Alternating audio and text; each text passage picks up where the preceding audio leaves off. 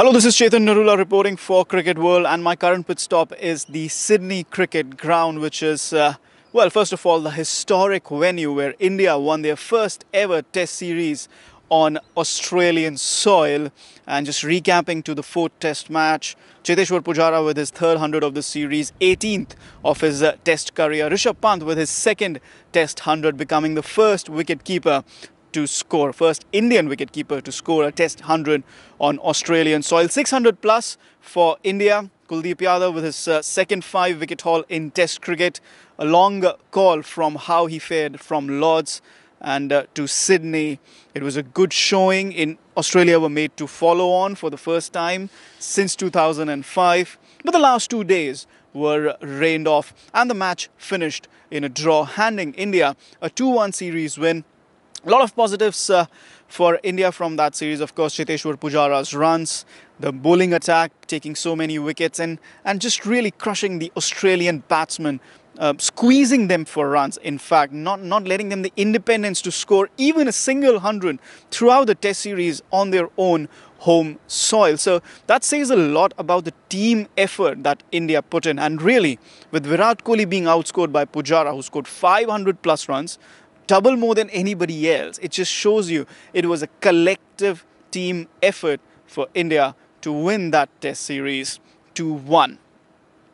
Shifts to white ball cricket because we have a huge tournament coming up this summer in England, which is the 2019 ODI World Cup, and the preparation for both India and Australia starts here at the SCG in terms of white ball cricket. Of course, Australia have a Test series against Sri Lanka later this month, but from an Indian perspective, it is all about white ball cricket, ODIs, T20s, IPL just before the World Cup. So it's a long preparatory road to that 2019 tournament in this English summer. So let's talk about a couple of salient points about this ODI series, this 3-match ODI series, Sydney, Adelaide and Melbourne.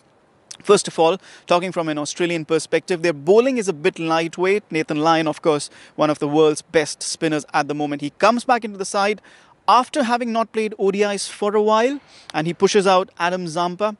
And then you have Peter Siddle, who's coming back for the first time since 2010 in ODI cricket. He's played a lot of T20 domestic cricket, Big Bash and everything. And Australia perhaps want to use his experience just a little bit more. But a lot has changed in ODI cricket since 2010. That's 2 World Cups ago, 2011 and 2015. So that's a huge call that Australia have made. Then Jason Behrendorff and Chai Richardson, they have only 4 ODIs between them. Behrendorff will be making his ODI debut in Sydney. So a lightweight bowling attack. Pat Cummins, Mitchell Starc and Josh Hazlewood have been rested for the Sri Lanka series and for the World Cup later on. So a lightweight bowling attack for Australia, but their batting is deep. They bat with Glenn Maxwell at number 7, Marcus Stoinis at 6, and their middle order with Khawaja, Sean Marsh and Peter Hanscom looks a little more settled than it perhaps did in the Test side. Talking about India from an Indian perspective, the white ball road hasn't really got off to a good start, with one of their key members, Hardik Pandya, under a bit of cloud because of some remarks that he made in a television show back in India. So it's not sure whether Pandya will be available for the series, and well, it does throw a spanner in their works, but India have played without Pandya recently in the home series against West Indies and for most part of the Asia Cup as well. So 2 spinners, 3 pacers, that might be the formula again. Jasprit Bumrah is rested. Khalil Ahmed and Mohammad Shami might get a look in along with Bhuvneshwar Kumar.